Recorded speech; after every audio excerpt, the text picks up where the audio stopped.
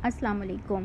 आज हम अपने किचन में प्याज गोश्त बनाएंगे जिसे हम स्टू भी कहते हैं। तो चलें बनाते हैं।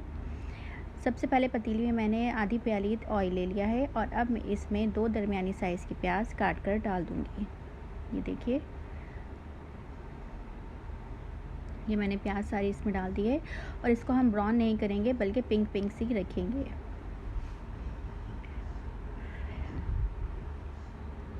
पिंक सी जब हो जाएगी तो फिर हम इसमें और चीज़ें डालेंगे। ये देखिए, ये पिंक सी हो गई है और अब मैं इसके अंदर गोश्त ऐड कर दूंगी। ये आधा किलो के करीब गोश्त है और ये बीफ का गोश्त है।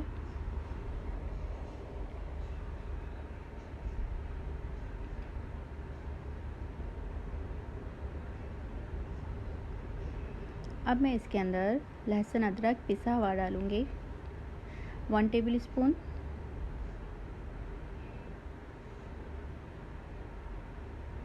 और ये पिसे हुए 2 बड़े साइज़ के टमाटर हैं जो मैंने पहले से ब्लेंड कर लिए थे। 10 से 12 अदद साबित लाल मिर्च है और ये पिसा हुआ कुटा हुआ साबित धनिया 1 टेबल स्पून और ज़ीरा 1 टेबल स्पून। नमक हस्बे ज़ायक़ा। इसे मिक्स करेंगे हम।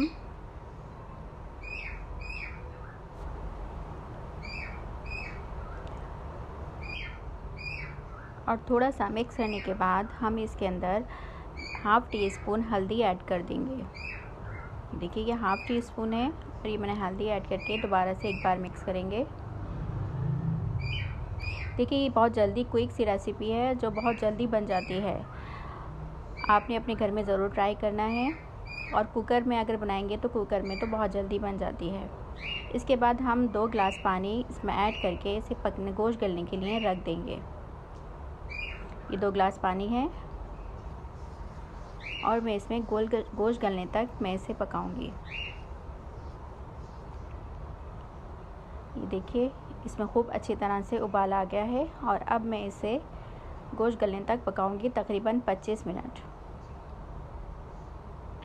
25 मिनट के बाद ये देखिए कुछ इस तरह का हो जाएगा और गोश्त हमारा अच्छी तरह से गल गया है। अब गोश्त गलने के बाद मैं इसमें 4 से 5 अदद हरी मिर्चें बीच में से चाक करके ऐड कर दूंगी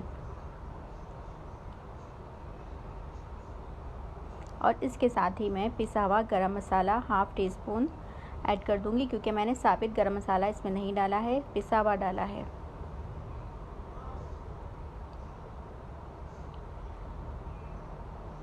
प्याज गोश्त को स्टू भी कहते हैं लेकिन ये थोड़ा सा डिफरेंट है।